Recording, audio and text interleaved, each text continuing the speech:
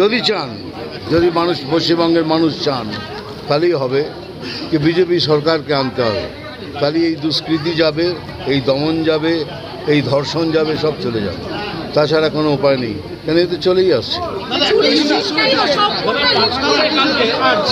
ঘটনার পরে কালকে মুখ্যমন্ত্রী সমস্ত ডাক্তারদের সাথে বসেছিলেন, কালকে একটা বৈঠক করেছেন সমস্ত রাজ্য ডাক্তারের সাথে। সেখানে পিজিটি, হাউস স্টাফ, ইন্টার্নদের সাথে সিনিয়র এসেছেন, প্রত্যেকের মাসিক ভাতা অনেকটা করে বাড়িয়ে দিয়েছে।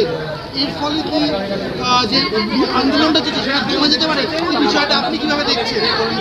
আমি আন্দোলন ব্যাপারে কিছু বলবো না, কিন্তু আমি এটুকু বলবো, চেয়েছিলাম যে অভয়ার বিচার চাই, অভয়ার বিচার হয়েছে, এটাতে আমি খুশি। আর যদি না হতো তাহলে আমি এখানে বসে থাকতাম।